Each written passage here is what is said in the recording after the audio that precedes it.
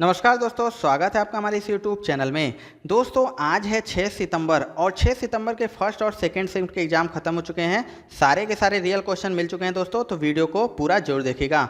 Video पसंद आए दोस्तों तो एक लाइक जरूर कर दीजिएगा। हमारे चैनल पर नए हैं तो चैनल को सब्सक्राइब जरूर कर लीजिएगा।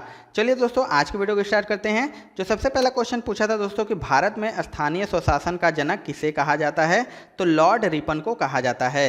इन्होंने भारत में स्थानीय स्वशासन का जनक माना जाता है और इन्होंने 1882 में स्थानीय स्वशासन की स्थापना करके भारतीयों को स्वतंत्रता का पहला स्वाद दिया था। और उनके स्थानीय स्वशासन योजना ने उन नगर संस्थाओं को भी स्थापित किया जो ब्रिटिश काउन के भारत पर कब्जे के बाद से देश में बढ़ी थी। अगला क्वेश्चन पूछा था दोस्तों कि आईपीएल का 15वां संस्करण कब आयोजित किया गया था, तो यह 2022 में आयोजित किया गया था और इसके विजेता थे दोस्तों गुजरात और उप विजेता थी राजस्थान। अगला क्वेश्चन जो पूछा था दोस्तों कि 11वां संविधान संशोधन कब जोड़ा गया था, तो यह 1962 में जोड़ा गया था। जो 11वां संशोधन था इसके अंतर्गत उपराष्ट्रपति के निर्वाचन के प्रावधानों में परिवर्तन कर इस संदर्भ में दोनों सदनों के संयुक्त अधिवेशन को बुलाया गया था और साथ ही यह भी निर्धारित कि निर्वाचन मंडल में पद की रिक्तता के आधार पर राष्ट्रपति या उपराष्ट्रपति के निर्वाचन को चुनौती नहीं दी जा सकती है। अगला क्वेश्चन पूछा था कि भारतीय हॉकी टीम के खिलाड़ी PR श्रीजेश किससे संबंधित है, तो यह देखिए हॉकी के गोलकीपर हैं। यह भारतीय खिलाड़ी हैं जो कि हॉकी के गोलकीपर हैं। अगला क्वेश्चन पूछा था दोस्तों कि 42वां संविधान संशोधन के बाद मौलिक कर्तव्य कितने थे, तो इसका आंसर हो जाएगा 10। आपको बता दें कि जो मूल संविधान में मौलिक कर्तव्यों की कोई सूची नहीं थी, लेकिन 1976 के 42वें संविधान संशोधन अधिनियम द्वारा 10 मौलिक कर्तव्यों को सूची को संविधान में शामिल किया गया था और 86वें संविधान संशोधन अधिनियम 2002 द्वारा एक और मौलिक कर्तव्य जोड़ा गया था। और अब की बात करें तो भारतीय संविधान में कुल 11 मौलिक कर्तव्य हैं। अगला जो क्वेश्चन पूछा था दोस्तों कि सिगरेट पीने से क्या नुकसान होता है, तो इसका ऑप्शन दिया था कि मानव फेफड़ों में जो टार जमा हो जाता है उससे होकर ब्लॉकेज कर देती है।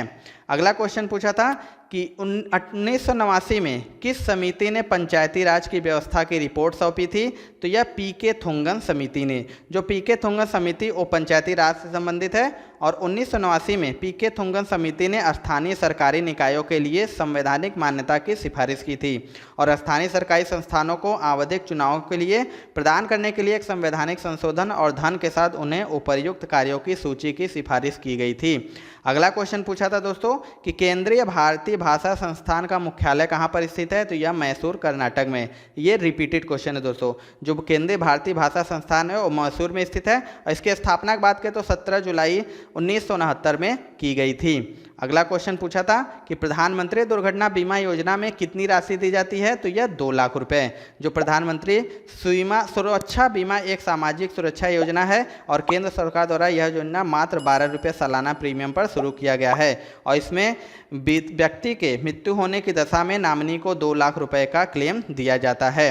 अगला क्वेश्चन पूछा था कि ऋग्वेद का स्रोत क्या है, तो इसका आंसर हो जाएगा सनातन धर्म। ऋग्वेद जो कि सनातन धर्म का सबसे आरंभिक स्रोत है। इसमें 10 मंडल, 1028 सूक्त और वर्तमान में 10,462 मंत्र हैं। अगला क्वेश्चन जो पूछा था दोस्तों कि सरदार वल्लभ भाई पटेल ने किसानों की लागत वृद्धि के लिए 1928 में कौन सा आंदोलन चलाया था, तो यह बारदोली सत्याग्रह।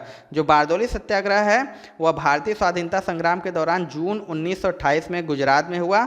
यह एक प्रमुख किसान आंदोलन था जिसका नेतृत्व वल्लभ भाई पटेल ने किया था और उसमें प्रांतीय सरकार ने किसानों की लगान में 22% तक की वृद्धि कर दी थी और सरदार वल्लभ भाई पटेल ने इस लगान वृद्धि का जमकर विरोध किया था। अगला क्वेश्चन पूछा था कि इनमें से किसमें कायिक प्रवर्धन नहीं होता है, तो आम में। अगला क्वेश्चन पूछा था कि परिनालिका के बारे में क्या सही है, तो इसका आंसर हो जाएगा इसके बाहरी बिंदु पर चुंबकीय क्षेत्र कम होता है। जो परिनालिका होती है एक त्रिविमीय कुंडली को कहते हैं और भौतिकी में परिनालिका स्प्रिंग की भांति बनाए गए तार की संरचना कहते हैं जिसमें से धारा प्रवाहित करने पर चुंबकीय क्षेत्र निर्मित होता है। अगला क्वेश्चन पूछा था कि आधुनिक आवर्त सारणी में मानव निर्मित और कितने प्राकृतिक तत्व हैं, तो इसका देखिए ऑप्शन नहीं मिल पाता क्या पूछा तो मैं आपको बता देता हूं कि हमें 118 तत्वों की जानकारी है और इन सभी तत्वों के गुण भिन्न भिन्न हैं। इनमें से जो 94 तत्व हैं वो प्राकृतिक रूप से हैं और बच के कितने 94, और इसके बाद जितने 118 में 94 घटा देंगे तो उसमें जितने बचेंगे वो मानव निर्मित तत्व हैं। अगला जो क्वेश्चन पूछा था दोस्तों कि एक रिजो कोण का मान कितना होता है, तो एक जो रिजो कोण होता है उसका मान 180 डिग्री होता है। अगला क्वेश्चन था कि प्रश्न विश्व टीबी या तपेदिक दिवस हर साल कब मनाया जाता है, तो यह 24 मार्च को मनाया जाता है। जो 24 मार्च को वर्ल्ड टीबी डे मनाया जाता है। और इस साल जो विश्व टीबी दिवस 2022 की थीम है वो invest to end TB save lives है। अगला क्वेश्चन पूछा था दोस्तों कि प्लास्टर ऑफ पेरिस का रासायनिक नाम क्या है, तो इसका रासायनिक नाम है कैल्शियम सल्फेट हेमीहाइड्रेट। जो प्लास्टर ऑफ पेरिस होता है इसे रासायनिक रूप से कैल्शियम सल्फेट हेमीहाइड्रेट कहा जाता है।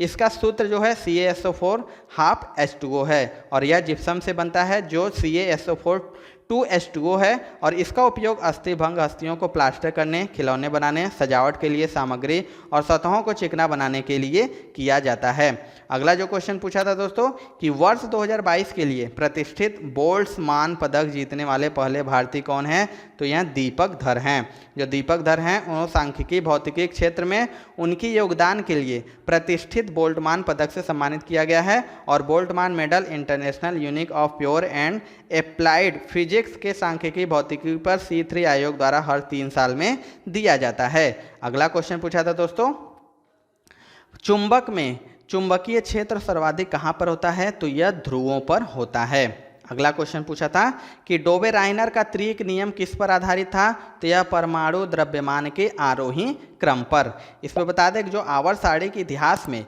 जर्मन वैज्ञानिक डोबे-राइनर ने 3 तत्वों का त्रिक नियम बनाया जिन्हें परमाणु द्रव्यमान के आरोही क्रम में रखने पर बीच वाले तत्व का परमाणु द्रव्यमान अन्य 2 तत्वों के परमाणु द्रव्यमान का लगभग औसत होता है और इस नियम को डोबे-राइनर का त्रिक नियम कहते हैं। अगला क्वेश्चन पूछा था दोस्तों कि भारतीय संविधान के किस अनुच्छेद में उपाधियों का अंत किया गया है, तो इसका आंसर हो जाएगा अनुच्छेद 18।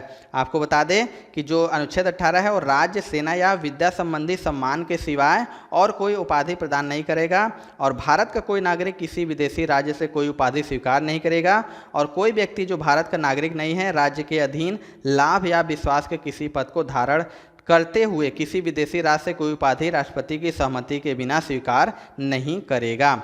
अगला जो क्वेश्चन पूछा था कि वर्तमान में कुल कितनी शास्त्रीय भाषाएं हैं, आंसर हो जाएगा 6। आपको बता दें कि भारत में 6 भाषाओं को शास्त्रीय भाषा का दर्जा दिया गया है। कौन कौन से हैं, तो तमिल है, तेलुगु है, संस्कृत है, कन्नड़, मलयालम और ओडिया। अगला क्वेश्चन पूछा था कि एक सींग वाला गैंडा किस राज्य में पाया जाता है, तो इसका आंसर हो जाएगा असम तथा पश्चिम बंगाल में। जो एक सींग वाला गैंडा होता है भारतीय गैंडा को ही कहते हैं। यह विश्व का 4था सबसे बड़ा जलचर जीव है और यह पूर्वोत्तर भारत के असम और नेपाल की तराई के कुछ संरक्षित इलाकों में पाया जाता है जहां इसकी संख्या हिमालय की तलहटी में नदियों वाले अनवन्य क्षेत्रों तक सीमित है। अगला क्वेश्चन पूछा था कि मार्च 2022 में किस राज्य ने 2022-27 के लिए नई खेल नीति लॉन्च की है, तो गुजरात राज्य ने 2022-27 के लिए एक नई खेल नीति को लॉन्च किया है। अगला क्वेश्चन था कि जुलाई 2022 में अंतर्राष्ट्रीय क्रिकेट में सबसे कम उम्र में 100 छक्के लगाने वाला खिलाड़ी कौन है, तो यह है ऋषभ पंत। ऋषभ पंत जो कि 24 साल के हैं, ये सबसे कम उम्र में इंटरनेशनल क्रिकेट में 100 छक्के लगाने वाले खिलाड़ी हैं। अगला क्वेश्चन पूछा था कि इंडियन नेशनल एसोसिएशन की स्थापना 1876 में कोलकाता में किसके द्वारा की गई थी, तो यह सुरेंद्र नाथ बनर्जी और आनंद मोहन बोस के द्वारा की गई थी। जो इंडियन नेशनल एसोसिएशन है यानी भारतीय राष्ट्रीय संघ की स्थापना 1876 में सुरेंद्र नाथ बनर्जी और आनंद मोहन बोस द्वारा कलकत्ता में किया गया था और भारतीय राष्ट्रीय संघ को शुरू में भारत सभा के रूप में स्थापित किया गया था और 1885 में इसका भारतीय राष्ट्रीय कांग्रेस में विलय हो गया था और कांग्रेस के प्रख्यात नेता सुरेंद्र नाथ बनर्जी को राष्ट्रगुरु के नाम से भी जाना जाता है। अगला क्वेश्चन पूछा था दोस्तों कि आधुनिक आनुवंशिकी का जनक किसे माना जाता है, तो ग्रेगर जॉन मेंडल को। जो ग्रेगर मेंडल को आमतौर पर ही आधुनिक आनुवंशिकी का जनक माना जाता है। हालांकि सदियों से जानते थे कि जानवरों और पौधों की संकरित प्रजाति कुछ वांछनीय गुणों का समर्थन कर सकती हैं, तो 1856 और 1863 के बीच मेंडल द्वारा किए गए मटर के पौधे के प्रयोगों ने आनुवंशिकी के कई नियम स्थापित किए हैं। अगला क्वेश्चन था कि वर्ष 2022 में नेशनल सर्वे ऑफ इंडिया की रिपोर्ट के अनुसार भारत की साक्षरता दर क्या है? तो 77.7%। आपको बता दें कि जो भारतीय राष्ट्रीय सर्वेक्षण की रिपोर्ट के मुताबिक साल 2022 में भारत की साक्षरता दर 77.7% है, जो साल 2011 में 73% थी। यानी इन 10 साल के दौरान पढ़े लिखे लोगों की संख्या में करीब 4% की बढ़ोतरी हुई है। अगला क्वेश्चन था कि प्रतिरोधकता की SI का मात्रक है, तो इसका आंसर हो जाएगा ओम मीटर का। अगला क्वेश्चन था कि निम्नलिखित में से क्या अधीनस्थ न्यायालय का कार्य है? तो आपको बता दें जो अधीनस्थ न्यायालय उच्च न्यायालय के अधीन होते हैं वह जिला व निम्न स्तरों पर कार्य करते हैं, और ये अदालतें अपने अधिकारों के आधार पर सभी प्रकार के दीवानी और आपराधिक मामलों का निपटारा करती है। और ये अदालतें नागरिक प्रक्रिया संहिता 1908 और अपराध प्रक्रिया संहिता 1973 के आधार पर भी कार्य करती हैं, और अदालतों को इन संहिताओं में निम्नलिखित प्रक्रियाओं के आधार पर निर्णय लेना होता है। अगला क्वेश्चन था कि लोसार त्यौहार किस राज्य में मनाया जाता है? तो यह तिब्बत में। बता दें कि लद्दाख में लोसर महोत्सव तिब्बती बौद्ध धर्म के पारंपरिक कार्यों में नए साल की शुरुआत में मनाया जाता है, और यह लद्दाख क्षेत्र में बौद्ध समुदाय द्वारा मनाया जाता है। और लोसर एक तिब्बती शब्द है जिसका अर्थ है नया साल। अगला क्वेश्चन था कि प्रधानमंत्री मोदी ने किस वर्ष तक 50% भारत की जरूरत के लिए ऊर्जा को स्वच्छ स्रोतों से प्राप्त करने का लक्ष्य रखा है? तो आंसर हो जाएगा 2030। बता दें कि प्रधानमंत्री नरेंद्र मोदी ने कहा कि 2030 तक भारत के ऊर्जा उत्पादन का 50% गैर जीवाश्म ईंधन से होने लगेगा, और 2070 तक भारत शून्य कार्बन उत्सर्जन का लक्ष्य हासिल कर लेगा। अगला क्वेश्चन कि किसी कोशिकांग में प्रोटीन का संश्लेषण होता है? तो इसका आंसर हो जाएगा राइबोसोम में प्रोटीन का संश्लेषण होता है। अगला क्वेश्चन था कि निम्न में से किस अभिक्रिया में अविलेय पदार्थ बनता है? तो इसका आंसर हो जाएगा अवक्षेपण। आपको बता दें अवक्षेपण का अर्थ है किसी ठोस पदार्थ का बनना, यानी किसी द्रव विलयन में रासायनिक अभिक्रिया होने पर यदि कोई ठोस उत्पादन बनता है तो उसे ही अवक्षेपण कहते हैं। दोस्तों अगला जो क्वेश्चन पूछा था कि मणिपुर राज्य में कौन सा त्यौहार मनाया जाता है? देखिए इसका ऑप्शन मुझे नहीं मिल पाया था, मैं आपको बता देता हूं और राज्यों के बारे में बता देता हूं, इससे संबंधित क्वेश्चन आ सकते हैं। देख लीजिएगा अरुणाचल प्रदेश में तो लोसार महोत्सव, सियांग नदी महोत्सव, सोलंग चलो। इसी तरह मेघालय में वांगला महोत्सव, नोंगवे स्ट्रॉबेरी महोत्सव, नागालैंड में हॉर्नबिल उत्सव, मणिपुर में लाई हरोबा, कांग महोत्सव, संगाई महोत्सव, कूट महोत्सव, चिराब महोत्सव मनाया जाता है। इसमें सब ऑप्शन क्या था जिसने एग्जाम दिया कमेंट करके जरूर बताइएगा। दोस्तों अगला जो क्वेश्चन पूछा था कि श्वेत प्रकाश के प्रिज्म के आपतन के बाद किस रंग का विचलन कोण सबसे कम होगा? आंसर हो जाएगा लाल। यानी जो बात के दोस्तों कि प्रकाश का जो विक्षेपण होता है एक प्रिज्म में से गुजरने पर सफ़ेद प्रकाश के एक पुंज को अपने घटक रंगों में विभाजित करने की घटना है, और इस तरह प्राप्त 7 रंगों के बैंड को दृश्यमान यानी स्पेक्ट्रम कहा जाता है। और सफ़ेद प्रकाश का जो विक्षेपण इसलिए होता है क्योंकि सफ़ेद प्रकाश के रंग प्रिज्म के कांच के माध्यम से अलग अलग गति से यात्रा करते हैं। अगला क्वेश्चन था दोस्तों कि पंचायती राज व्यवस्था में कौन सा कथन सही नहीं है? तो इसका आंसर था कि इसका चुनाव अप्रत्यक्ष रूप से होता है। अगला क्वेश्चन था कि मोसले की आवर्त सारणी किस पर आधारित थी? तो यह परमाणु क्रमांक के बढ़ते क्रम पर आधारित थी। अगला जो क्वेश्चन था दोस्तों कि 2030 तक हाइड्रोजन को कितने प्रतिशत करने का लक्ष्य है? तो इसका आंसर हो जाएगा 10%। आपको बता दें कि वार्षिक रिकॉर्ड में लिखा गया है कि कंपनी हरित हाइड्रोजन के उत्पादन को बढ़ावा दे रही है, और कुल हाइड्रोजन में 2027 से 28 तक 5% तथा 2029 से 30 तक 10% हरित हाइड्रोजन को लक्षित कर रही है। दोस्तों जो अगला क्वेश्चन पूछा था कि अपशिष्ट पदार्थ को बाहर कौन निकालता है? तो बड़ी आंत के द्वारा अपशिष्ट पदार्थ को बाहर निकाला जाता है।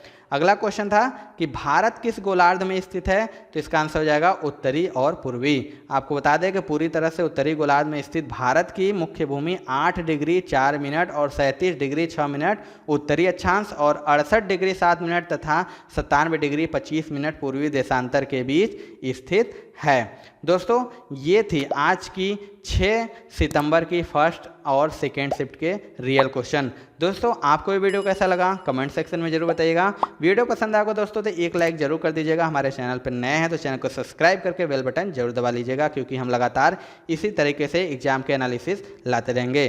तो मिलते हैं दोस्तों अपने अगले वीडियो में, तब तक के लिए जय हिंद जय भारत।